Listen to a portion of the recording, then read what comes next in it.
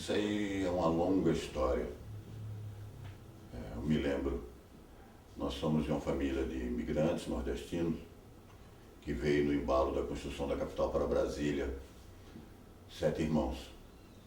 E nos idos de 60, o início de 60, o meu irmão mais velho, de certa forma, ele trouxe para o convívio familiar, através de contato que ele tinha no mundo estudantil, amigos, e através do seu próprio autoaperfeiçoamento intelectual, contato com as ideias que são chamadas ideias de esquerda, as ideias socialistas, as ideias libertárias. De forma que isso até o período do golpe de Estado, em 1964, no início de 1964, e através de amizades que ele tinha, das campanhas de alfabetização, dos movimentos culturais e outras amizades aqui em Goiânia, quando por aqui aportamos, em fim de 1959, foi nos sensibilizando, acho que não só a mim, como a todos os meus irmãos e irmãs, para as ideias, diríamos, humanitárias, de formas que fomos assim sendo sensibilizados, talvez devido até à formação cristã com raízes populares em Recife, oriundo da minha mãe, principalmente, fomos sendo influenciados, contaminados, né? Colocado na pauta do dia a dia a questão social, a questão da justiça social, a questão de um mundo mais igual, mais bonito, de formas que acredito esse ter sido as primeiras influências. Não foram influências, eu ainda adolescente, de leitura. Nessa época, estou dizendo, entre 12 e 13 anos, uma época que eu estava passando da puberdade para a adolescência e se abrindo para o mundo, abrindo para o universo de todas as coisas que, inclusive, também estavam ocorrendo no mundo. Foi a época do assassinato de Kennedy, foi a época da crise das armas nucleares em Cuba, enfim, da Guerra do Congo, logo pós-Revolução Cubana, de uma série de acontecimentos também que, no início da década de 60, às vezes as pessoas esquecem, mas sacudia o mundo também naquela época, né? De forma do início da Guerra do Vietnã. De formas que dentro desse contexto, foi um contexto que fomos passando a ser cada vez mais simpático às ideias que a gente considerava as ideias progressistas, humanitárias, naquele momento. Ideias que anunciavam um mundo mais bonito, mais justo, um mundo em que as pessoas fossem mais plenamente realizadas, em todos os sentidos.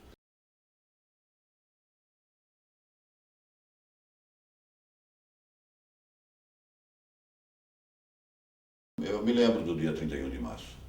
Me lembro que sempre, por morarmos num bairro, entre aspas, naquela época, distante do centro, sempre íamos de carona com meu pai para casa, né? E nesse dia 31 de março, ele passou na casa de um amigo, que era um amigo que tinha servido na FEB, né? E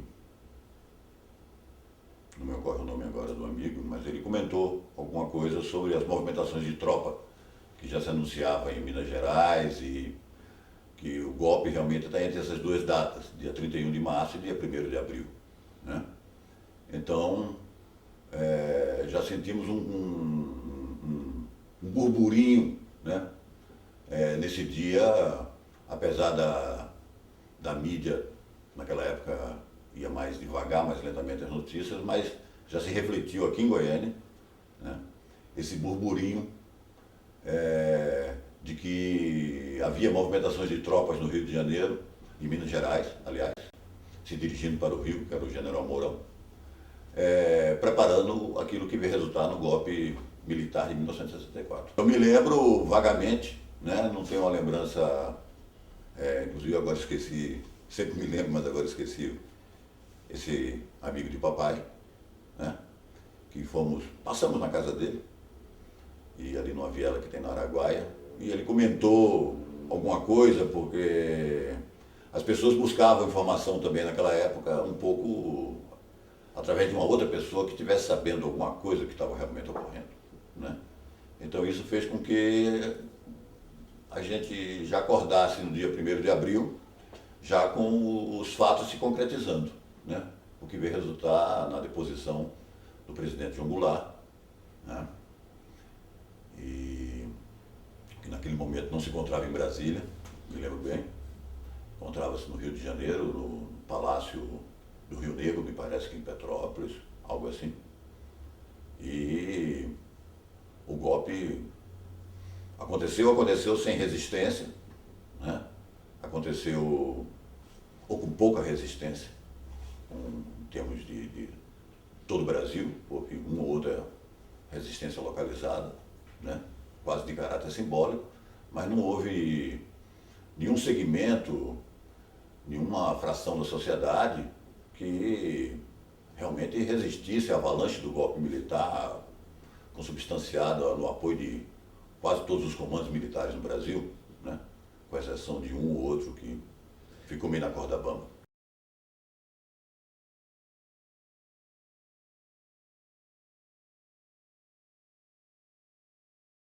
Eu era estudante secundarista, estudava no ginásio Emmanuel. O Emmanuel foi mais uma formação quase que doutrinária. Nessa época eu era católico, mas eu tive, e curiosamente também nessa época o catolicismo estava vivendo o abalo que o João XXIII trouxe com a encíclica, né? Que pregava o ecumenismo. Nessa época, indo estudar no Emmanuel, eu incorporei, de certa forma, os ensinamentos da doutrina de Kardec, de Allan Kardec, que era o espiritismo, propriamente. E lá eu só cultivei algumas amizades que mais tarde também estavam no movimento estudantil, né? Mas, ou naquela época tiveram no movimento estudantil, de uma forma que, vamos dizer, eu não sabia bem, na época do Emmanuel, orgânica, né? Estava ligado a algum partido, algum segmento. Mas havia como que um movimento estudantil no Emmanuel, já naquela ocasião. Eu passei para o liceu já no ano de 1965. Depois do golpe de 64, no universo das amizades, eu passei a conviver com 2 companheiros que já militavam na juventude de um partido clandestino, né? Um partido de esquerda, que era uma dissidência do tronco do glorioso Partido Comunista Brasileiro, que era o PCdoB, né? De João Amazonas. Então, havia uma militância de reuniões, de estudos políticos e algumas ações naquela época de pichação, distribuição de folhetos, né? De manifestos. Enfim, o setor de propaganda dentro do movimento estudantil, porque éramos secundaristas do liceu, já naquela ocasião. Dentro desse campo de influência de família, nós vimos o irmão Roberto, né? Meu irmão Roberto, um ano mais velho que eu, que ele também tinha um conjunto de amizades e um conjunto de influências política e ideológica, né? E ligado ao segmento da ação popular. E, curiosamente, éramos irmãos, né? Enquanto eu tinha uma outra vivência, uma outra influência, que era o Partido Comunista do Brasil, né? Muito curioso até que mais tarde a AP, que era a Ação Popular, né? Veio se tornar o partido, de certa forma, seus membros passaram a incorporar o Partido Comunista do Brasil, né? Mas naquela época o Partido Comunista do Brasil teve um quiprocó, salvo me engano aqui em Goiás, me parece que foi preso algumas de suas lideranças, né? Numa ação da repressão. Para mim é um contexto um pouco nebuloso, mas nós éramos companheiros, eu, Félix e o Laerte, porque eu vinha conhecer o Félix através do meu irmão Roberto, né? E o Laerte vi conhecer por uma forma bem direta, porque ele tornou-se vizinho nosso de bairro, de casa, a uma distância de um quarteirão. Ele morava a uns 400 metros de onde morávamos, né? E nossa vivência de adolescente, curiosamente, foi uma vivência dos amigos, foi uma vivência política. Então, a nossa diversão, né? Os nossos interesses eram interesses voltados para o que estava acontecendo no plano internacional, né? O que estava acontecendo no plano nacional, as perspectivas políticas, o movimento político, o movimento estudantil, né? As formas que teríamos que ter de atuação de resistência em relação à ditadura que era recém-instalada no país. E foi dentro desse campo que nós fomos tendo uma educação política, de formação política, já fazendo umas primeiras leituras, né? E algumas reflexões, grupos de estudos, né? E a militância dentro do PCdoB até o ano de 66, salvo me engano, que foi um ano que houve esse debate no PCdoB em Goiás, houve uma desarticulação, vamos assim dizer, e esse segmento da juventude, essa célula da juventude do PCdoB, que seria uma célula juvenil, ela ficou meio como que no ar, ficou também dispersa. E os meus companheiros vieram, digo os meus companheiros, principalmente o Laerte e o Félix, vieram, que era de uma convivência mais íntima, mais estreita nesse período, vieram a se incorporar lentamente, um depois do outro, no Partido Comunista Brasileiro. Então passamos, curiosamente, do PCdoB naquela ocasião para as bases do PCB, as bases da juventude do PCB. O PCdoB era uma dissidência que veio com João Amazonas, que tinha uma outra filiação no plano internacional, era uma linha chinesa, né? Uma linha que criticava e combatia até a linha que eles consideravam ortodoxa, né? A linha tradicional do Partido Comunista Brasileiro. Então, fizemos essa transferência de plano, né?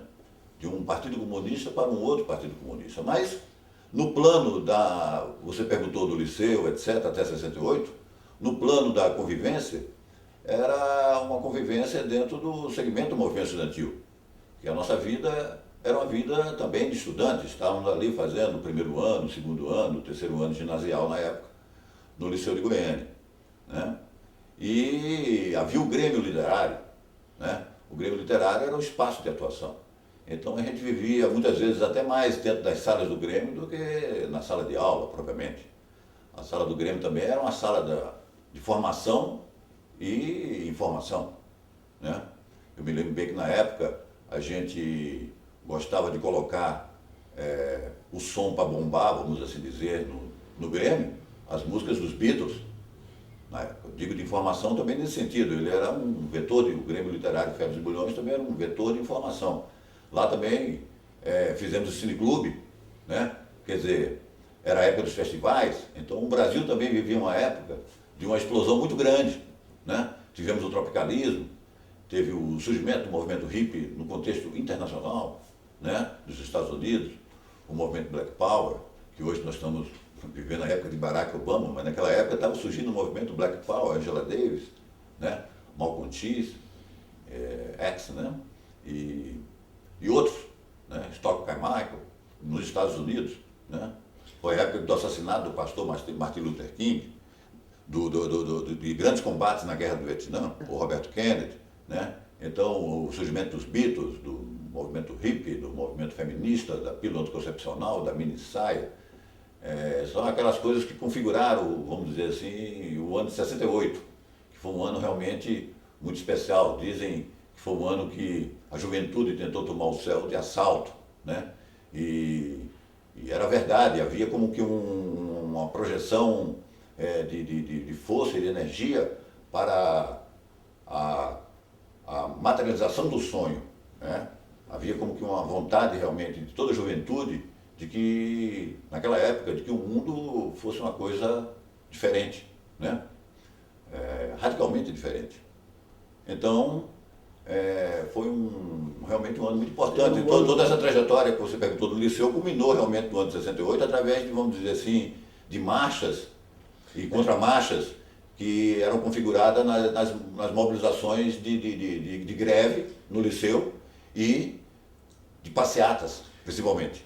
Esse era o tipo, vamos dizer assim, de luta que era desenvolvido dentro do movimento estudantil entre 64 e 68. Eu tenho um fato que ele não tem precisão de datas, nem mesmo precisão de nomes, mas houve um fato que me marcou muito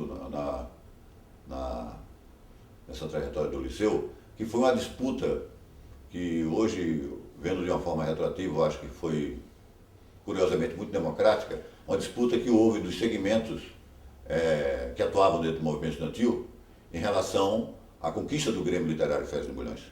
Então, disputou o segmento que representava a juventude do PCB, né? E disputou o segmento que representava a juventude da AP. Eu não me lembro tudo absolutamente, porque inclusive não me lembro quem veio a ganhar a direção do Grêmio. Porém, o clima que houve de disputa e depois de contabilidade dos votos, atravessando a madrugada, porque era eleição direta com todos os estudantes, que fazia a eleição de qual a diretoria seria eleita, ficou gravado em mim como um instante muito mágico, muito curioso, da dinâmica do movimento naquele período, né? Porque realmente tratava-se de adolescentes, mas que curiosamente já representava, né, coisas muito sérias, né? Posturas, vamos dizer assim, já de alguma envergadura institucional, né? Quer dizer, o Grêmio representava um plano político em que a disputa era encarada com muita força e altamente sério, né? A coisa aí, dentro vamos dizer assim, de uma proposta política e filosófica, olhando para trás, eu acho que hoje bastante madura. Eu lembro que o Liceu ele foi cercado uma ou duas vezes, principalmente no ano de 68.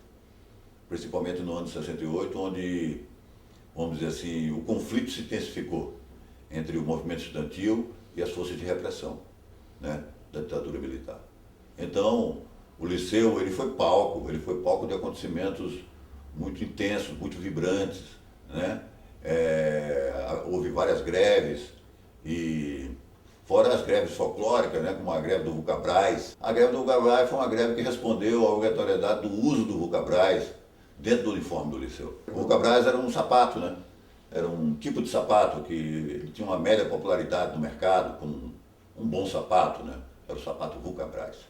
Então, além da calça caque e da camisa branca, e foi estendido ainda um determinado tipo de sapato que naquela época, que era uma época que essas forças libertárias, né, do pensamento, que resultaram em 68 já estavam emergindo, aquilo deve ter sido visto na época como uma caretice, né? Então foi uma caretice, tanto que foi uma greve vitoriosa. O Vulcabras teve que ser recuado, né? Perdeu os grevistas ganharam a causa, né? Não foi imposto o sapato Vulcabras. Então realmente foi até um fato muito curioso também a greve do Vulcabras, porém eu acho que a greve do Vulcabras ela não atingiu o nível de repressão das forças policiais. As forças policiais atuaram mais no momento em que alguns dos movimentos de rua tinham como que refúgio ou zona de início de partida o Liceu de Goiânia, na Rua 21. Então, era mais nesses momentos em que o Liceu ele era, vamos dizer assim, atingido pelas forças policiais, cercado, e às vezes acontecia não só jogar bomba de gás lacrimogêneo, como haver cacetete em pessoas que tentavam fugir, né? Pessoas que tentavam entrar. soldados que adentravam até as zonas dos corredores e prendia gente lá dentro do liceu, quer dizer, a repressão ia quase dentro do coração da escola para buscar os líderes, né?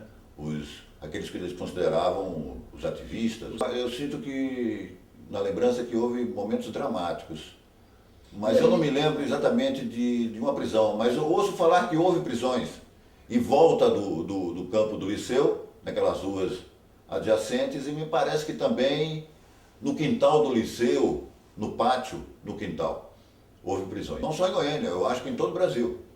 Acho que em todo o Brasil. Eu acho que o segmento, temos que fazer justiça a esse segmento dentro da história. O segmento que, por ironia talvez até, né?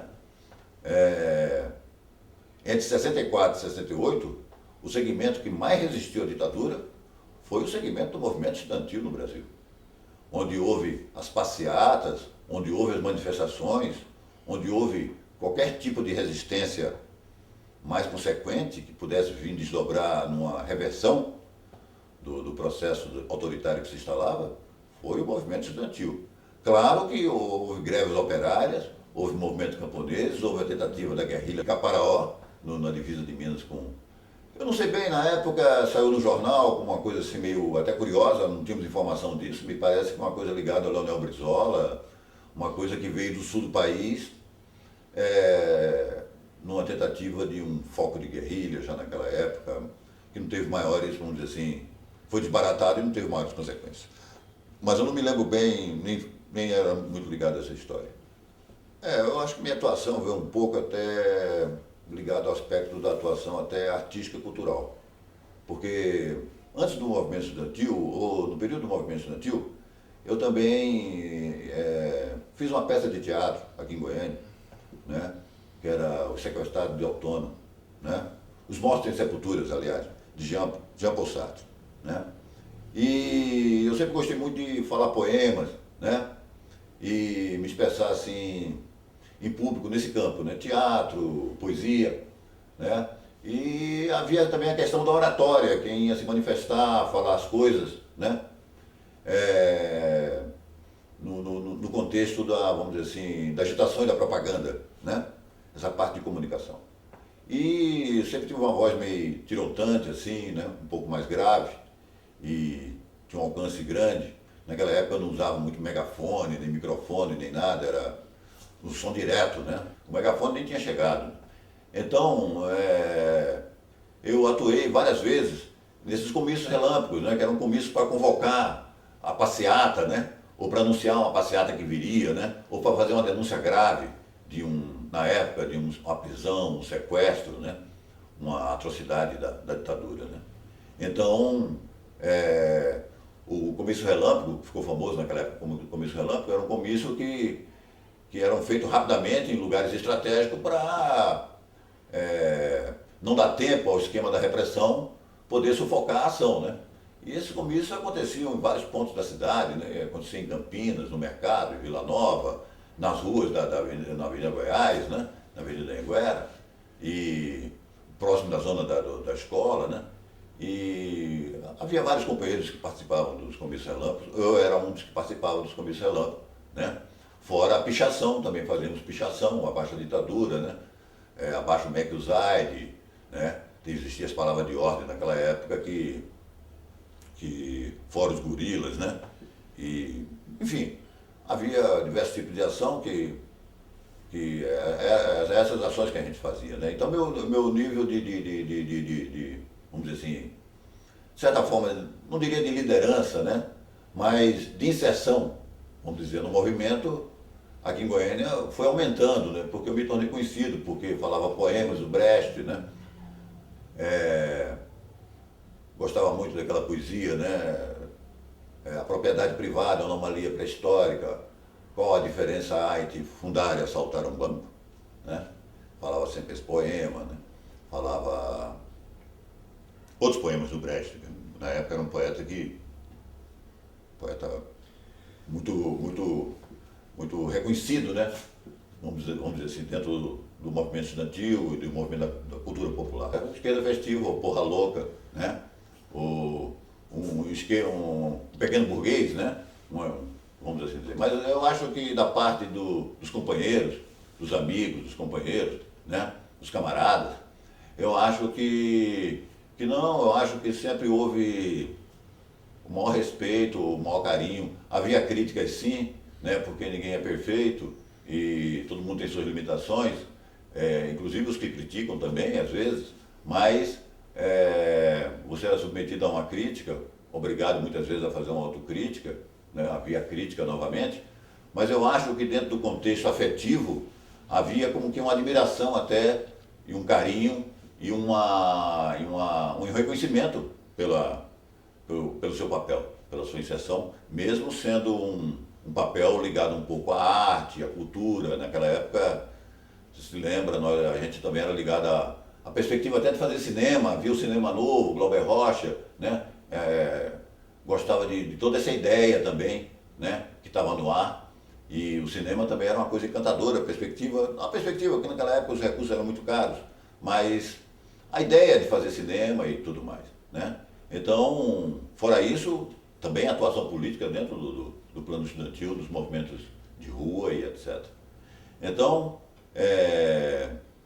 eu acho que da parte da esquerda, vamos assim dizer, não havia, não chocava. Eu acho que não chocava. Eu acho que era muitas vezes um pouco diferente, porque talvez trouxesse até um traço pessoal meu, né, da minha forma de ser, mas eu acho que era reconhecido com muito carinho, não tinha problema. Eu acho que chocava realmente sim, talvez, e talvez aparecesse com muita ousadia as forças de repressão da ditadura, né, representada por alguns polícias federais, por alguns generais ligados à segurança aqui em Goiás. Porque eu acho que eu contei uma boa parte das motivações, vamos dizer assim, mais reais, históricas, ligadas à biografia, mas tem uma coisa de fundo filosófica que eu não falei, que eu gostaria de falar aqui, que eu acho que o eixo da coisa, né, é o amor. O eixo é o amor. As pás que movem, como se fosse uma hélice, duas pás, a bondade e a beleza. E essas coisas é que vão imprimindo um ritmo, é que vão girando, inclusive, vamos dizer assim, as utopias, os sonhos dentro da história, né? Então, é a bondade e a beleza. E eu fazia tudo, vamos dizer assim, na época, com muita pureza, com muita alegria. Eu não fazia com a intenção de suscitar nenhuma ira ou constranger ninguém ou imprimir algum tipo de raiva, nada disso. Eu fazia como se fosse uma manifestação da alegria, da beleza, né? Me colocava dentro da perspectiva, dentro daquilo que eu acreditava ser realmente melhor. Então, estava de coração dentro da coisa. Não tinha uma intenção malévola com ninguém individualmente ou mesmo, vamos dizer assim, especificamente com a ditadura no Brasil. Não tinha esse sentimento de revanche em relação a eles que deram um golpe, que na verdade eu era praticamente criança, nem sentia muito diretamente. Mas eu sinto que era movido por outras coisas de uma outra natureza. E essas outras coisas, eu acho que criou um campo de contraste muito grande naquela época. Digo não só em relação a mim, como também em relação a alguns outros companheiros aqui na cidade, né? Porque, de certa forma, Goiânia, nós temos que ver o contexto geográfico da população, né? Na época, era uma capital relativamente pequena, então uma pessoa que tivesse uma atuação muito grande, essa pessoa passava a ser mais ou menos conhecida e reconhecida dentro da cidade toda. Então foi o meu caso também, né? Além de carregar um apelido exótico, eu era o Lula, né? Então, minha família era uma família grande, meus outros irmãos tinham ligação com outro universo de pessoas e e tudo era, vamos dizer assim, emaranhado de afeições muito grandes, né? De vivências muito profundas, né? Intensas. Então, talvez houve um choque desses dois universos. Um universo que procurava uma coisa que nós hoje falamos assim da utopia, né? Mas que continua aí como uma perspectiva, e acredito que continuará por muitos e muito tempo, né? E a perspectiva daqueles que estavam, em nome de uma ameaça à democracia, do perigo do comunismo, né? Estavam prendendo, reprimindo, torturando, desaparecendo, né? Então, eu acho que muitas vezes uma ou outra pessoa, pode ter sido o meu caso também, modesta à parte, né? Mas pode ter sido um caso dessa natureza, né? Desde cedo eu era alvejado pela repressão.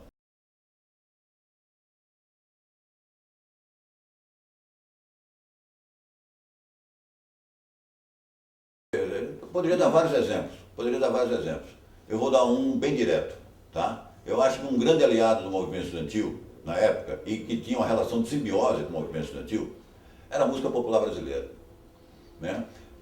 Há de acordar que naquela época nós vivíamos a época também dos festivais, né? Dos festivais. Hoje mesmo comentava aqui com o nosso amigo a respeito do papel que a banda teve, né? Chico Buarque, naqueles idos de 67, quando ele se lançou, né? O Geraldo Vandré, né?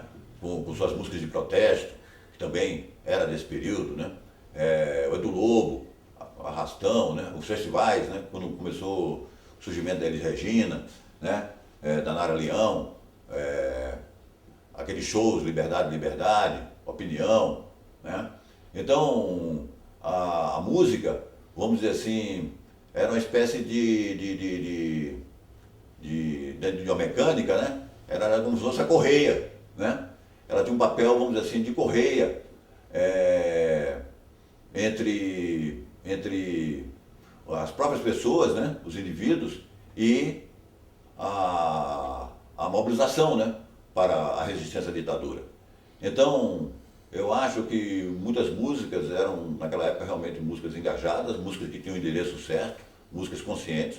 Então, vários autores de música popular brasileira tinham uma posição política também avançada, de forma que, juntamente com o movimento estudantil e o movimento também das artes em geral, o teatro, o cinema, a pintura, né?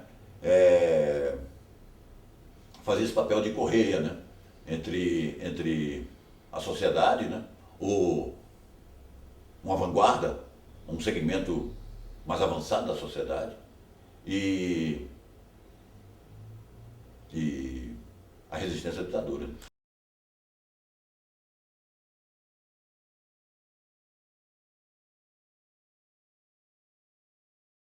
As marchas estudantis começaram com as setembradas em 66.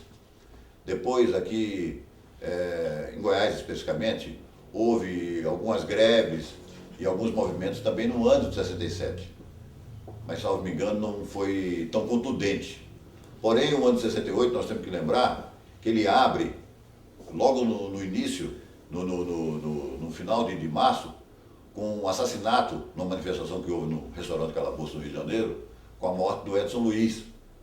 E a morte do Edson Luiz foi, naquela ocasião, vamos assim dizer, guardado as devidas equivalências, mas mais ou menos como para nós, um World Trade Center, né? É uma movimentação específica, mas como o Calabouço era para os olhos da ditadura, era um refúgio de subversivos, de pessoas que iam lá pegar uma alimentação mais barata e articular politicamente, o Calabouço foi vítima de um cerco policial, né? E nisso houve uma refrega realmente violenta, os estudantes responderam bravamente, com pedras e houve uma corrida da polícia atrás de estudantes para prender, etc. E nessa refrega houve tiros da parte da polícia e o Edson Luiz foi assassinado, né? E outros estudantes foram feridos na ocasião. Com a morte do Edson Luiz, houve como que essa conflagração no país, né? O país foi repetidamente conflagrado, porque como se fosse assim um estopim né? Um estopim que deflagrou toda uma reação em cadeia, como você falou, no Rio Grande do Sul, em São Paulo, no Rio de Janeiro, na Bahia, em Pernambuco, no Ceará, né? No Amazonas, em Goiás, em Brasília, né? Como Goiás sempre teve uma exceção muito grande no movimento estudantil, né? Nos movimentos políticos sociais a partir da década de 40, 50, né? Aqui houve de uma forma, vamos dizer assim, muito intensa a reação ao ocorrido no Rio de Janeiro, no restaurante Calabouço. Então, logo após a morte de Edson Luiz, houve uma série de assembleias no DCE, né? O histórico DCE ali entre a Anhanguera e a Rua 3, no corredor, e o DCE era a sede, mais ou menos, das assembleias, das reuniões do movimento estudantil, né? Ao nível universitário, mas também ao nível secundarista, de todos os estudantes. E nós estávamos naquela ocasião com a presença do deputado, ironicamente, Márcio Moreira Alves, fazendo uma conferência. Foi quando o nosso companheiro Euler Ivo, vestido da bandeira do Brasil, recolheu um apoio, né? Em espécimes, né? Em dinheiro para a organização do movimento, fazer cartazes, piche para pichação, convocar todos os estudantes, né? E dali foi marcado uma passeata, né? No dia, salvo me engano, no dia 1º de abril, né? No dia 1º de abril, partindo da Praça do Bandeirante. Essa passeata ela foi toda monitorada pela repressão, né? Ela foi toda fotografada, ela foi toda vigiada, mas a concentração foi muito grande, com mais de 500, eu acho que a 1.000 estudantes. Eu não sei fazer bem a ideia hoje da quantidade, mas na época a Praça do Bandeirante viveu uma manhã efervescente, onde várias lideranças do movimento estudantil se manifestaram através de discurso, né? Denunciando a ditadura, denunciando o assassinato do Edson Luiz de Lima e Silva. E dali pretendia, após o comício, sair em passeata. A praça lotada, buscava, salvo me engano, sair ou para a direita, na direção do Café Central, ou para o lado da Rua 8, não me lembro bem. Mas quando foi dado os primeiros passos, a Polícia Militar já estava tomando os quarteirões adjacentes àquela área, né? E foi vivido um clima quase de um goianaço, vamos assim dizer, né? Onde realmente houve um confronto violentíssimo da polícia com os estudantes, o que resultou na morte de um popular na época, ou de um estudante anônimo, né? Não me ocorre o nome dele agora. E a repressão buscava liderança na rua mesmo, houve uma série de prisões, né?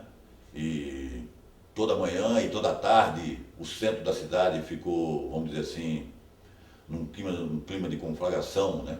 E de expectativa violenta em relação aos destinos das lideranças e das prisões que sucediam, né? E isso permaneceu mais um dia, né? Até um outro dia, salvo me engano, um segundo dia depois, havia uma concentração, já nessa ocasião, na porta da catedral, né? E na porta da catedral, com a presença ainda de Dom Fernando, na ocasião estava, vamos dizer assim, solidário ao movimento, né? E várias lideranças, ele estava vendo quase com uma concentração na catedral, que era encostada à Faculdade de Direito, que também era palco de saídas de passeata, era um centro de lideranças também, né, onde se concentravam algumas lideranças do movimento estudantil, a Faculdade de Direito. Então, de repente, o cerco da polícia na catedral, né? E me lembro que todos, não tinha saída, todos fomos obrigados a entrar dentro da catedral. E esse cerco foi tão violento que as portas da catedral quase se fechando, agentes da Polícia Civil, e isso eu sou testemunho desse evento na história, né? Balearam o nosso companheiro Telmo de Faria, né? Ele caiu no corredor da igreja, e eu estava na frente e fui um dos que dei socorro ao companheiro Telmo. As portas da igreja foram fechadas. Antes disso, eles deram vários tiros. E um dos tiros atingiu o pé da companheira Lúcia Jaime, né? E eu me lembro da companheira Lúcia Jaime com o pé sangrando, uma bala instalada no pé dela. E foi um momento muito intenso da repressão, porque parece que eles estavam dispostos a alvejar mesmo, a matar as pessoas, e os caras erraram o tiro, deram um tiro meio a ermo, não conseguiram acertar em ninguém, mas poderia ter acertado na cabeça de alguma pessoa, e eles entraram. Vocês vejam que o nível da repressão, eles atiraram para dentro da Igreja Católica, do átrio para o interior da Igreja Católica, para atingir os foragidos, os que estavam fugindo da repressão naquele momento. E a polícia, em número muito maior, cercou a catedral em Goiânia. Salvo me engano, isso foi 2 dias depois do dia 1º. Foi dia 2 ou dia 3 que isso ocorreu. Isso era uma manhã também. E a negociação para a saída da catedral foi uma negociação muito dramática. Ficamos dentro da catedral uns 40 minutos a 1 hora. Isso um clima de muito pavor, porque ninguém sabia no nível que a repressão chegou de atirar dentro da catedral e atingir alguns dos companheiros. Nós não sabíamos o que poderia acontecer a partir daqui dali, qual era o ânimo da repressão e como eles iam sair dali, a catedral toda cercada, né? Então só foi possível sair, não houve prisões, essas coisas meio que se respeitam ao nível da negociação. Eu acho que houve intervenção da Cúria no nível mais alto, talvez, naquela época. Dom Fernando interveio, e a intervenção do Dom Fernando, creio eu hoje, que foi que possibilitou a saída em magotes de 10 a 10 dos estudantes, e de forma que se dispersava na rua e não houve realmente, naquela ocasião, que eu me lembro, me parece que não houve prisão, não houve nenhuma prisão. Nossa família é uma família católica, classe média católica, né, de formação católica. O meu irmão mais velho, por exemplo, ele veio militar na Ação Popular, que tinha origem no catolicismo. A gente sabe que com o Papa João XXIII, a Igreja Católica experimentou, vamos dizer assim, uma grande transformação de perspectivas, né? Foi, como se diz, aberto as portas e as janelas da igreja com João XXIII. E nessa abertura de portas e janelas, a igreja veio, vamos dizer assim, a se integrar e a vivenciar os movimentos sociais com mais intensidade, né? E isso provocou uma aliança natural de segmentos da igreja, né? De leigos e padres, às causas sociais, né? As causas da justiça social. Era a doutrina social da igreja. Então, isso foi provocando, vamos dizer assim, um contágio, né? Em outras instâncias do clero, né? Até atingir bispos e etc, né? É o caso do Dom Fernando. Eu acho que eu não tinha muito conhecimento dele, porque já na época eu já não era mais católico, não era envolvido com o movimento da igreja, mas observando hoje eu vejo que, de certa forma, ele foi sentindo aos poucos, né, de 64 para 68, a justeza, né, das reivindicações sociais, né, contra a ditadura, né, que estava instalada no país, né. Não me lembro da presença do Padre Pereira. Pode ser que o Padre Pereira tivesse, como ele era da Igreja Católica, e eu acho que ligado à Catedral, tivesse presente nesse dia especificamente. Porque a memória da gente, apesar de termos vivido muito intensamente, por exemplo, aquele dia, mas ela reserva, às vezes, só mais algumas pessoas pelas condições objetivas de coisa que foi vivida, né? Então, o Dom Fernando é um marcante, porque eu me lembro que, inclusive, muita gente na direção dele, meio desesperada, inclusive, perguntando como é que ia ser a coisa, e ele tentando, naquele momento, fazendo um papel, vamos dizer assim, meio de padre mesmo, de acalmar as pessoas e levar uma palavra de tranquilidade e dizer que tudo ia dar certo, né? Que não havia maiores consequências. Me lembro do Telmo de Faria, que foi baleado. Eu fui o primeiro eu e o Félix, me lembro muito do Félix, porque fomos o Félix de um lado e eu de outro, nos bancos da igreja, fomos os primeiros a pegar e arrastar ele um pouco mais para frente, mas eu acho que ele foi levado para algum lugar no interior da igreja e começou a ser cuidado. eu acho que ele viveu um caso especial, porque ele recebeu um tiro nas nádegas, o Thelmo Faria, né? Ele recebeu um tiro nas nádegas, a Lúcia Jaime recebeu um tiro no pé, ele recebeu um tiro nas nádegas. Isso eu dou testemunho porque uma coisa que eu me lembro... Eu tenho a impressão que o tiro que foi dado contra a catedral, que foi uma profanação do tempo, né? Ocorreu porque 2 agentes da Polícia Civil, eu acho que tentaram a prisão dele na porta da catedral e não conseguiram, porque o Thelmo era uma pessoa muito forte, né? Era muito corpulento, e na fuga dele para o interior da catedral, eu tenho a impressão que os agentes da Polícia Civil, né? Que no caso não era PM, porque nós fomos cercados pela PM, mas havia ali agentes da polícia também, tanto civil quanto federal, do DOPS e a Polícia Federal. Tentaram a prisão dele, não conseguiram, e aí eu acho que meio como um gesto de raiva, né, de desafeto, atiraram contra ele, né? Saiu assim, saía por Magote, quase num corredor polonês, havia como que uma passagem, vamos dizer assim, pela presença da polícia, né? Naquele momento podiam estar fotografando, acredito que sim, né? Reconhecendo quem eram as pessoas que estavam presentes naquele ato, né? E dali as pessoas desciam lá na catedral, as pessoas já desciam ali pela Rua 19, Rua 18, mas em liberdade, né? Não eram importunadas, né? Realmente dispersando, né? Cada um para a sua casa, que às vezes era ali perto, né? Nós temos que ver também a especificidade do ano de 68. O 68 é um ano especial, não só no Brasil, como também em toda a América, né? E em todo o mundo, né? Então, à medida que o ano avançava, ia ocorrendo aquilo que houve em maio na França, né? Os movimentos do estudantil na França, com a proclamação daquelas frases utópicas, né? Altamente libertárias, né?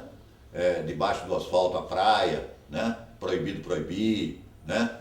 E outras frases, né? Libertárias da época, anti-autoritárias, e o movimento do México, né? E alguns deles com muita repressão, com mortes, e principalmente o movimento estudantil, né? Ou da juventude. E isso refletia aqui em Goiânia, né? Talvez até por vivermos já numa época meio midiática, onde as coisas já, televisão, jornal do Rio e São Paulo chegando diariamente na cidade, atualidade das revistas, né? Havia noticiário no cinema naquela ocasião também, né? Mas era muito atual, né? E talvez devido a soma de tudo isso, Goiânia vivia pulsando junto, vamos assim dizer, né? Com toda essa efervescência, né? Com toda essa vida, né? Que brotou no ano de 1968, né? Em todos os locais, né? Em todos os níveis, né? Então, nós tivemos no Brasil, né? Salvo me engano, em maio também, no Rio de Janeiro, após uma série de repressões muito violentas que houve, um cerco a uma faculdade, salvo me engano, de medicina, né? Nós tivemos a passeata do CEMIL, né? Que tornou-se um marco, né? Uma referência histórica no Brasil, a passeata do CEMIL, né? E tudo isso também ia embalando aqui, vamos dizer, ia alimentando, né? Vamos dizer, o fogo, e esquentando o clima, né? Das ações de comício relâmpago, de greve, de passeata, né? De manifestações contra a ditadura no ano de 1968, aqui em Goiânia, né? Então, fora essas marchas, né? Essas jornadas de abril, do início de abril, que foi muito importante, que abriu o ano, né? Vamos assim dizer, de 68 aqui, ela voltou a ocorrer em maio, né? Em junho, salvo me engano. Em agosto também houve jornadas em todo o Brasil, né? E tudo foi indo até o Congresso, a desastrada prisão no Congresso da UNE, né? Em Biúna, também em 68, né? E eu me lembro que nessa ocasião eu tive a oportunidade de ir a um congresso da UBS, em São Paulo, em Guaratinguetá, onde tivemos uma participação, né, nesse congresso, né? E na ocasião, na volta, eu me lembro que houve as manifestações na filosofia da Maria Antônia, né? E eu saí de lá um pouco antes da guerra que houve, famosa, do Mackenzie com a Maria Antônia, né? Em que alguns dos nossos companheiros estavam lá presentes. A Maria do Socorro veio com o pé todo enfaixado, porque ela recebeu garrafas de ácido sulfúrico, né? Próximo aos pés, né?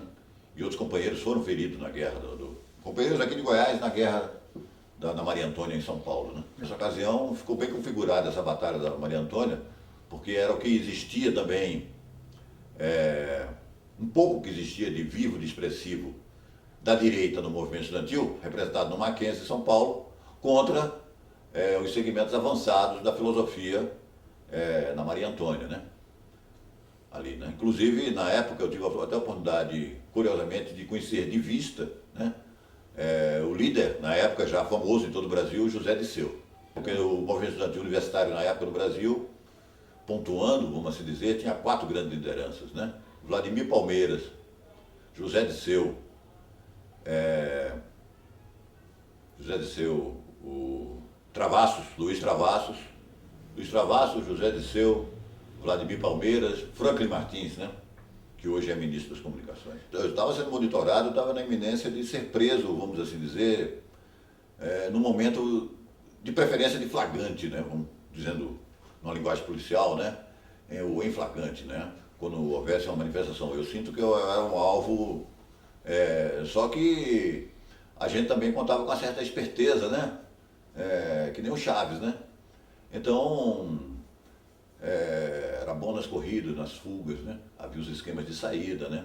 Havia o cuidado que se tomava na rua, apesar da cidade ser pequena também, e a gente dá de cara com a repressão toda hora aí na rua e tudo. Mas até em julho, quando da ocasião da TFP, como eu contei anteriormente, eu não tinha ainda sido preso, né? Nenhuma vez. A TFP é um segmento medieval, oligárquico, né? Da direita católica, né?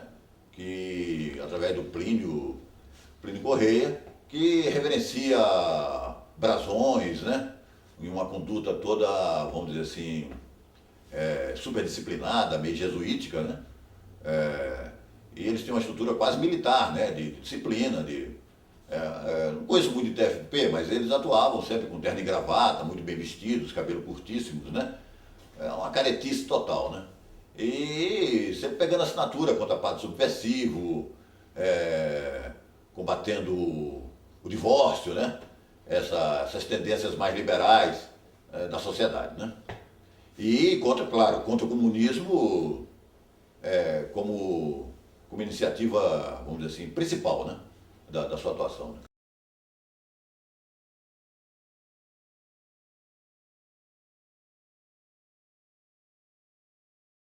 De tal maneira que em 68 se deu minha primeira prisão, né? Eu ainda não tinha 18 anos, eu tinha 17 anos. Fui preso em função de uma coisa até, diria, boba em relação ao montante de movimentos e eventos que houve realmente importante em 68. Devido a uma assinatura da TSP na Praça do Bandeirantes, pedindo a expulsão do padre José Coblin, né, que atuava, salvo me engano, em Alagoas, em Pernambuco, fazendo trabalho junto aos camponeses, que era considerado um padre comunista de esquerda, né, José Coblin. Uma assinatura pedindo a expulsão do padre José Coblin, a gente se manifestou, houve como que uma discussão com o pessoal da TFP e houve até manifestação, a coisa desdobrou com uma manifestação de rua, praticamente, e de repente a presença da Polícia Federal e nessa ocasião fomos presos, né? Quase em flagrante, né? Logo após um comício relâmpago, vamos assim dizer. Eu fui preso na prisão, o agente, não me lembro bem o nome, né? Depois ele veio ser agente de repressão ao tóxico, né? Famoso aqui em Goiânia. Depois, lá estava, na delegacia da Polícia Federal, estava dois delegados que foi bastante conhecido aí pela sanha repressiva e torturadora e tudo mais, que foi o Jesus e o Xavier Bonfim, né? Na prisão eu fiquei 2 dias. Então, houve uma ação que resultou em sucesso, né, na justiça para me tirar porque eu era de menor. Quem comandou essa ação foi pessoas ligadas à minha família, né? Acho que partiu da minha mãe, de algum dos irmãos, não sei bem, né? Me parece que também o próprio movimento estudantil foi entrando vamos dizer assim, a tática de passeatas e foi entrando, diria que num pequeno desgaste, porque a gente sabe que aquilo que vai se repetindo, tal, essa fórmula vai se desgastando, né? E a repressão também muito intensa em vários níveis, né? De forma que, depois do discurso do Márcio Moreira Alves, do processo e todo esse encadeamento, né, de eventos do país, né, fez com que naturalmente a coisa desembocasse no ato institucional número 5, né, e com a linha dura, forçando a barra, né, e baixando aquela série de medidas que realmente caracterizava a ditadura como uma ditadura, né, vamos assim dizer. Né. Então, cesseava plenamente as liberdades democráticas, né, todas as garantias, todos os direitos. Né. Uma corrupção total dentro da lei, vamos assim dizer. Né.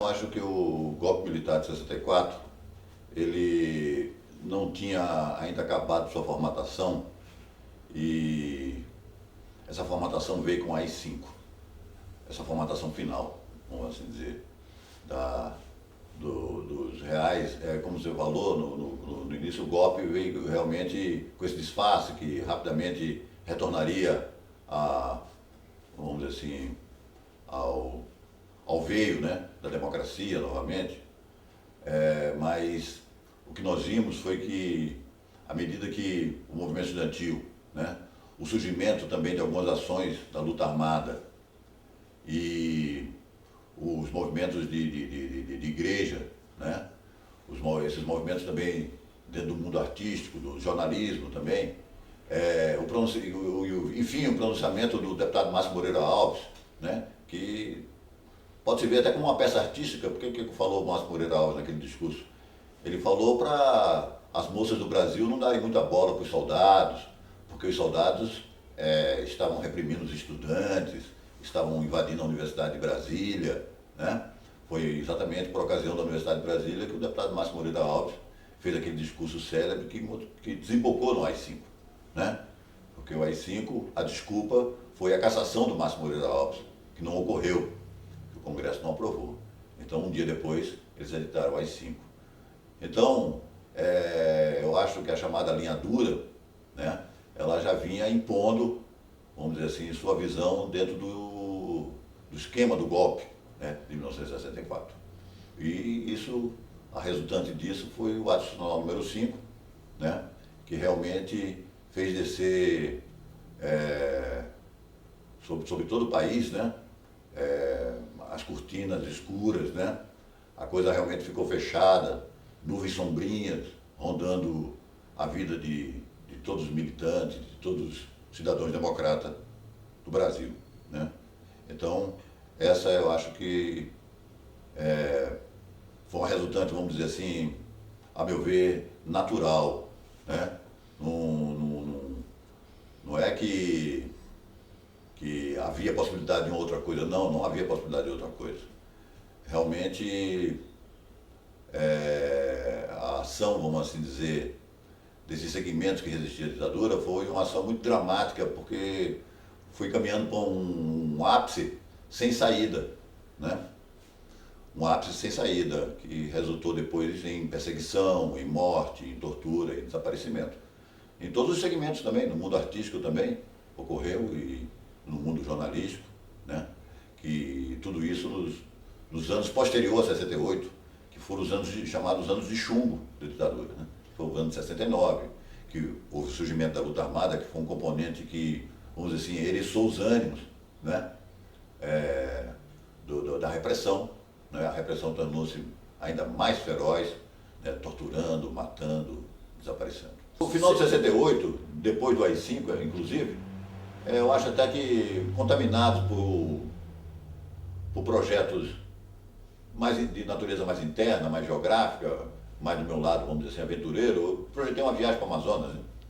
Era um sonho meio da infância, da adolescência, conhecer Amazonas. Então fui eu e o companheiro Rui, que também era do movimento estudantil, né?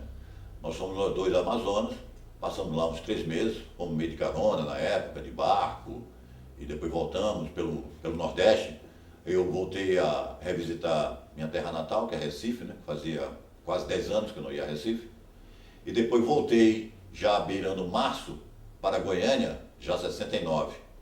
E quando aqui cheguei, eu senti que a configuração, vamos assim dizer, né? E do engajamento, né? Dos companheiros, politicamente, já estava, vamos dizer assim, no outro contexto, no outro nível, que era um contexto mais próximo da luta armada, né? Da opção pela luta armada. Então, alguns companheiros do movimento estudantil, né? Como Allan Kardec, o Francisco Sapiência, João Arnolfo, né? Vamos dizer assim, mais esse segmento que inclusive era ligado à ação popular, né? Foi um segmento que optou pela luta armada, se engajou em alguns grupos da guerrilha urbana, como foi o caso da Val Palmares, né? A LN, etc. Havia outras, a VPR, né? E nessa época, existencialmente, eu vivia, depois da viagem da Amazônia, depois de todo o processo de 68, curiosamente eu vivia, sem querer tirar, vamos dizer assim, da reta, né? Mas vivia um momento pessoal especial de busca de um aperfeiçoamento intelectual, queria estudar algumas coisas. E digo isso porque eu fui muito tentado, vamos dizer, a aderir à luta armada, e na verdade eu nunca aderi à luta armada, né? E era uma perspectiva também que eu tinha algumas posições críticas em relação a ela, né? Ao amadurecimento, né? Às consequências, né? E talvez até como reflexo da minha própria natureza, vamos dizer assim, jamais pacifista, né? E influenciado pelas ideias também de conquistas pacíficas dentro do processo político, né? De formas que, mas afetivamente era muito ligado com pessoas que estavam dentro do movimento da resistência armada. De maneira que em 69 eu ajudei no nível de simpatizante, vamos assim dizer, para alguns contatos, algumas microtarefas de ajuda aqui, ajuda ali, um outro companheiro do movimento de resistência armada, né?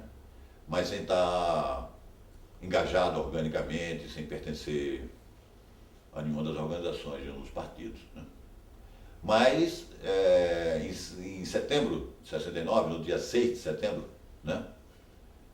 Fazendo um contato com um companheiro nosso, que era funcionário do Liceu, e que era muito politizado, apesar de ser uma pessoa muito simples, o senhor Leonel, eu levei um companheiro lá para fazer o contato com o Leonel, e nessa noite chegou o primo dele, que era da repressão, que já era PM, e tivemos que fazer uma fuga que foi num ritmo assim de rififi, né? Foi uma coisa super rápida, na casa do Leonel, né? No setor Novo Horizonte, hoje no setor Novo Horizonte, ali perto da Vila União, né?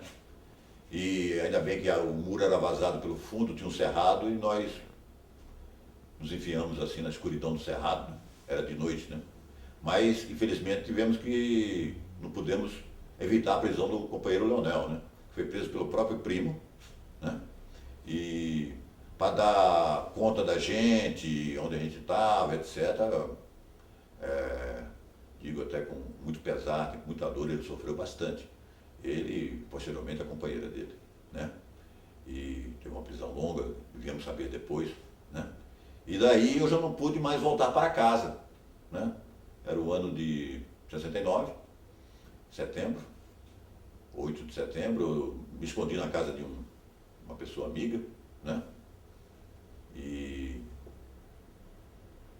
depois fui conduzido à casa de um juiz de direito na cidade do interior, né? Dr. Moreira Marques, que eu fiquei amigo do meu pai, de maçonaria, de rádio amador. Foi a solução que foi encontrada naquela ocasião, porque era uma ocasião que a repressão foi logo após o sequestro. É bom assinalar que isso se deu, que nos dias do sequestro de Charles Aubry, né? embaixador dos Estados Unidos, né? Que logo depois, inclusive, foi promulgada a pena de morte no Brasil. Pela primeira vez foi promulgada a pena de morte, né? Esses anos recentes da República. De forma que, aí, um mês depois de ficar refugiado numa casa no interior, né? Quietinho, dentro de um quarto, de uma sala, não dando a cara na rua, né? Foi montado, a própria família montou um esquema de fuga, uma fuga simples, de avião para Pernambuco, né? E aí que, sem estar ligado a nenhuma organização política, mas já um perseguido, vamos assim dizer, né? Um procurado pela polícia, eu vou para Pernambuco, é aquele período de vivência em Pernambuco, né? Que um período muito difícil, muito doloroso.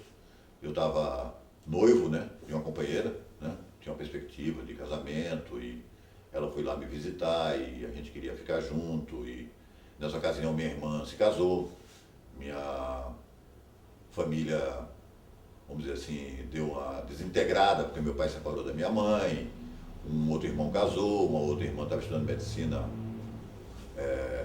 fora e um outro já tinha voltado para Recife, enfim, estava um processo de desintegração, né, da unidade do bloco familiar, né? De formas que eu fiquei meio em Recife ali, vivendo de uma forma muito escondido, dentro da casa da família, mas praticamente escondido, né? Refugiado. Sabia que existia uma ordem de prisão aqui, contra mim aqui em Goiânia, né? E eu fui, Recife não estava muito bom, em termos de trabalho, de sobreviver. Eu recebi o convite do meu cunhado e de minha irmã para ficar junto com eles em Salvador, tentar trabalho lá, tentar uma nova vida lá. E minha irmã achou muito bom, porque seria uma companhia, né? E a gente tinha muitas coisas em comuns, no campo da cultura, da arte, de vivências, enfim. Era uma companheira nesse sentido também. E eu fiquei lá com eles quando houve a visita de um companheiro nosso que tinha saído da prisão e se dirigiu para lá, ironicamente, para a Bahia, que é o Jackson. E ele estava morando com a gente, e num bairro que era meio uma favela, um bairro muito simples, no Tororó, né? Cosme de Farias. E ali, minha noiva, que a gente estava para se casar a qualquer momento, ela também era perseguida, monitorada aqui em Goiânia. Ela pegou um avião para se dirigir a Salvador. E nesse avião ela foi acompanhada por um agente da Polícia Federal. E desde que nos encontramos no aeroporto até 2 dias depois, quando todos nós fomos presos, né? Nós estávamos sendo vigiados, monitorados, nossa casa foi toda cercada, os horários foram monitorados e todos foram sendo presos no dia 3 de abril de 1970.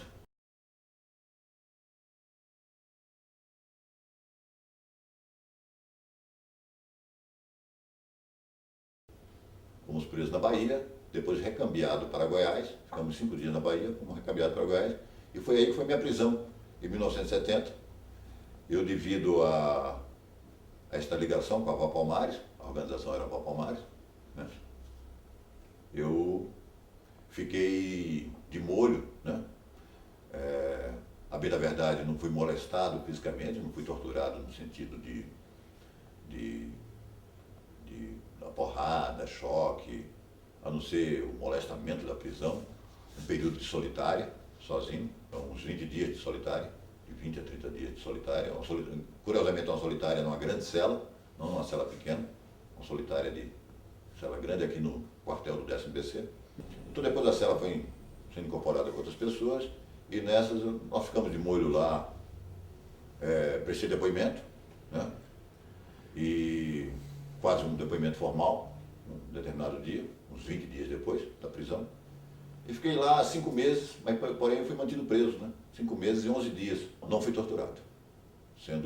Eu testemunhei a chegada de vários companheiros após a tortura. Isso eu testemunhei.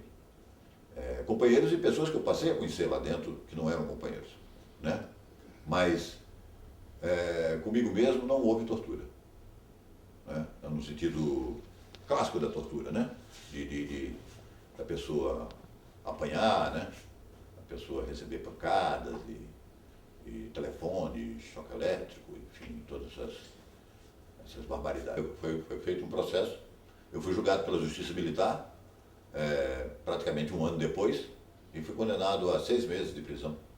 Porém, no ano de 72, porque depois disso, eu, logo após a sair da prisão, já não era ligado organicamente a nenhuma organização, né? Já saí com trauma da prisão, de ter acontecido toda essas coisas, né, na vida da gente, né? Que a prisão em si mesmo também já é uma tortura, né? É uma coisa muito triste, o cerceamento da liberdade, uma coisa que não desejaria para ninguém, né? Uma coisa horrorosa. De forma, e dentro daquelas circunstâncias meio sombrias que estavam, circunstâncias do golpe, né? Não era só minha prisão, a prisão minha e de outros companheiros. Eu recebi, assim, companheiros que foram tirados e voltaram à cela e que receberam choques e tudo. Sim. Vi várias pessoas sendo conduzidas com capuz, né? Que era uma forma meio secreta deles atuarem. Né? Isso aí a gente vivia as piores expectativas, né? Um clima, eu senti que estava dentro de um clima de terror, né? Eu vivia assim, um período de muito desconforto, né? De muita ansiedade, né? De muita tristeza também, né? E um período doloroso mesmo, né? Porque você está ali preso e dentro de um... só quem experimentou sabe, né? Como é triste, né? Como é duro, né? Então, eu acho que, por um lado, posso dizer que fui um felizardo, né? Da perspectiva de que teve companheiros que sofreram bastante o horror da tortura física, né? Além da tortura moral, espiritual, né? Eu, vamos dizer assim, fui mais torturado ao nível do espírito, né? Da psique, né? Não fisicamente. Né? Aí eu saio e eu caio, vamos assim dizer, como que num regime quase que existencial, né? De simplesmente viver, né? E dentro desse viver, nós tínhamos simpatia, assim, pela causa hippie, né? Vamos assim dizer, né? Pela contracultura, né? Também era difícil a perspectiva de viver por componente juvenil, né? De rebelião, né?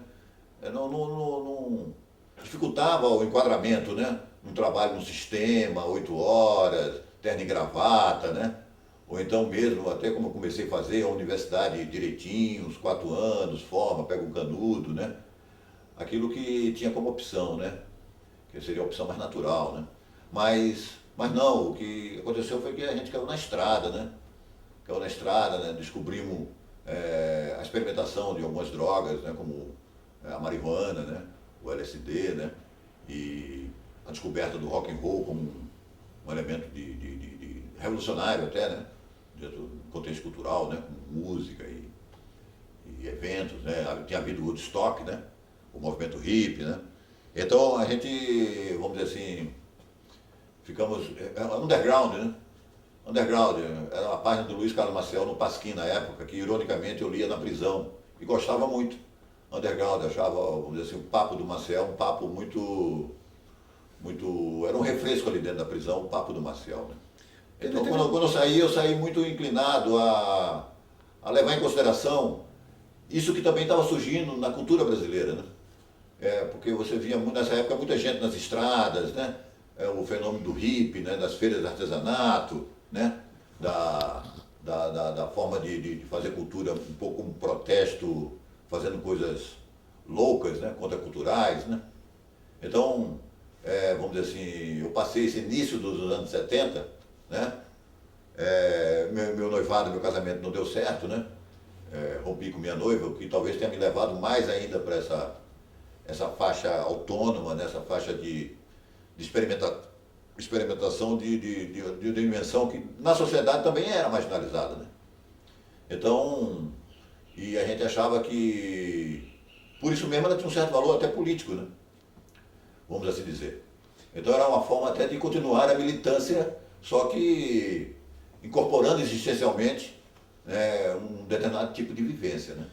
Mas isso também tinha seu preço, seu desgaste, né? Por os anos muitos anos de estrada, de BR, né? Como a gente diz, né? Nós éramos BRzeiros, né? Então era subindo e descendo o Brasil, nas estradas, e participando dos grandes festivais que havia naquela época, alguns festivais, né? Dentro do Brasil, né? Porém, a bem da verdade também, aqui em Goiânia, três companheiros de muita vivência, né? Na época do movimento estudantil, os idos, digo movimento estudantil, os idos de 67, 68, né? Até mesmo início de 69, três companheiros que estavam presos, junto mais um companheiro que eu conheci também na prisão, e que depois voltou ao Rio de Janeiro, né? Eles, vamos dizer assim, foram tentados pelo canto da sereia, né? Da promessa de liberdade e o reconhecimento de que fazendo esse papel, de certa forma, estaria até, como é interpretado, né, por alguns, cumprindo não um malefício, mas vamos dizer assim, um papel positivo, porque realmente acreditava-se que o movimento não tinha perspectiva e que as coisas já estavam no processo de deblaque, de derrocada final. Isso foi o ano de 1970, o ano que eu estava preso. Isso se deu enquanto eu estava preso, inclusive. Todos estavam presos. Então, havia também a promessa que foi cumprida, inclusive, da liberdade, da perspectiva da liberdade individual, né? Foi uma troca, não foi de graça, né? Foi uma troca, vamos dizer, o que para muitos passa a ser até pior, né? Mas visto de outra perspectiva, vamos dizer assim, isenta ou ameniza alguns dos aspectos, né? E eu também não julgo, inclusive hoje continuo a ser amigo de todos eles, né? Não amigo de convivência, porque eu estou muito afastado, vamos dizer assim, quase num novo exílio, né? Porque há 25 anos eu fui para a cidade de Alto Paraíso e é um refúgio, né? É um lugar onde eu sou pouco visitado e volto aqui em Goiânia sempre. E desses amigos, raramente encontro com algum deles, raramente. Mas quando encontro, trato humanamente bem. Eu senti um desconforto na época, não nego, senti um desconforto na época, senti que foi uma forçação de barra,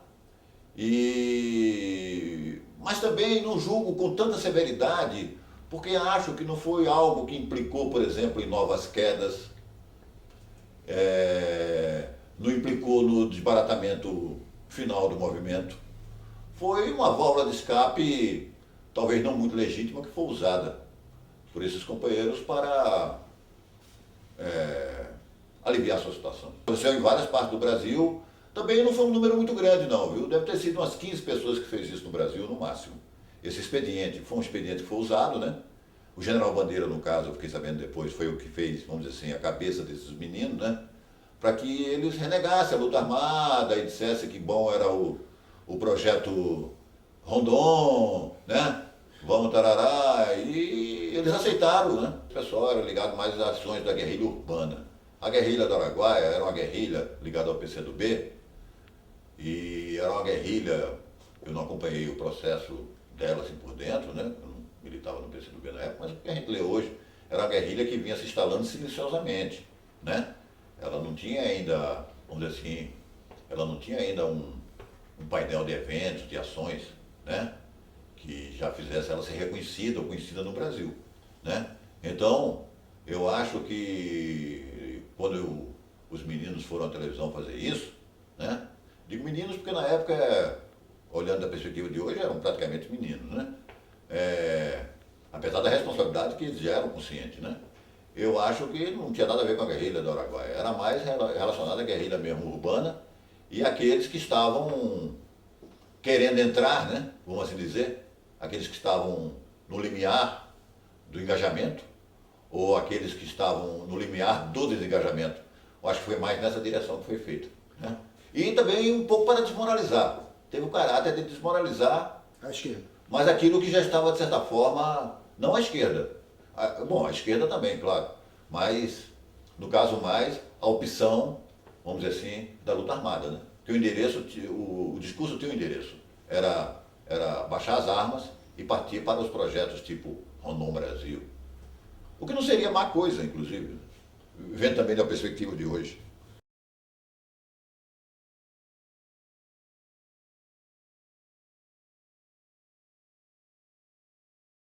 O desconforto era muito grande, de 70 em diante. Mesmo optando por uma vivência underground, a gente sentia como que a sombra do que estava ocorrendo no nível político sobre a nossa pessoa, né? Então a gente não se sentia totalmente seguro, vamos assim dizer, né? Ou livre, de formas que uma das perspectivas que se abriu foi o exílio. E nós tivemos a oportunidade de ver vários companheiros buscando esse caminho. Alguns até com sucesso, alguns indo ao Chile, depois não tendo muito sucesso, porque foram presos, sofreram o pão como o diabo amassou no Chile, né? Alguns torturados, alguns com ameaça de morte, alguns até morreram, e outros conseguiram sair do Chile antes, né? Houve todo tipo de situação.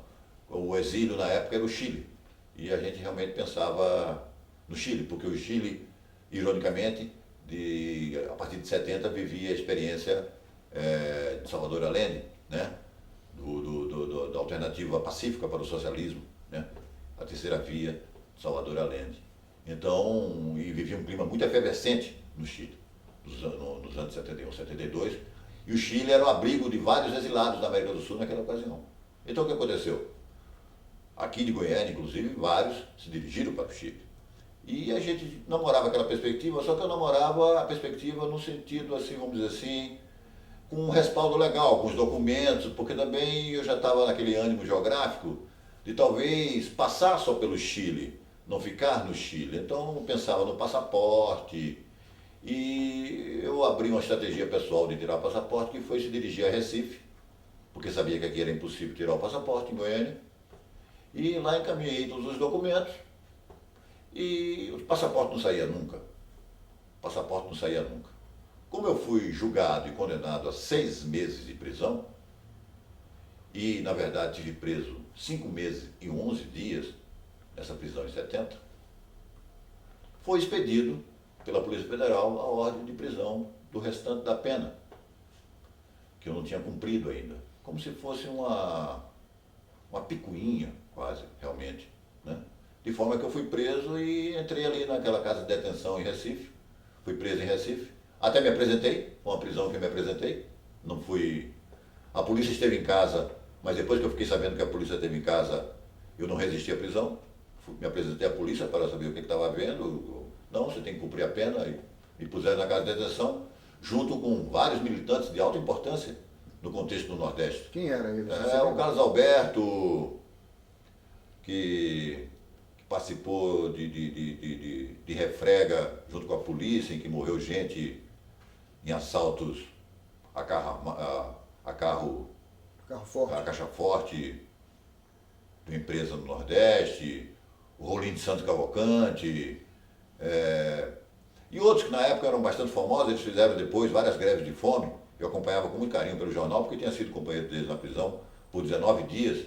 E lá eu tive uma experiência de um coletivo, vamos assim dizer. Lá sim eu tive uma experiência de um coletivo muito original para a minha formação goiana, vamos assim dizer, porque eu tinha uma formação política em Goiânia.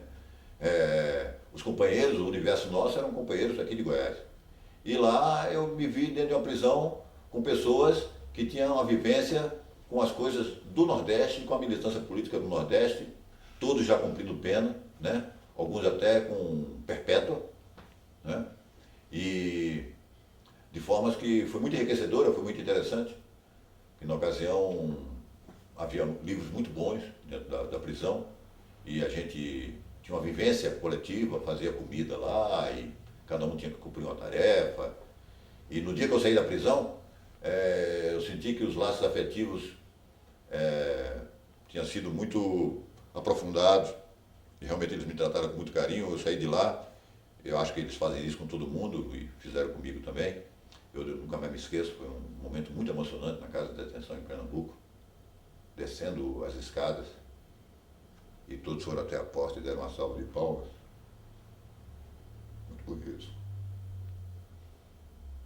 Um quadro muito bonito na minha vida. Todos aqueles comunistas gloriosos do Nordeste, bravos combatentes, pessoas da mais alta estirpe intelectual, moral. Apesar de minha prisão ser passageira, mas ali eles gostaram de mim também, foi uma coisa muito grande. E ficou como se fosse uma coisa assim. Os camaradas se reconhecem, né? Os camaradas se reconhecem rapidamente. Foi um momento muito emocionante, muito emocionante.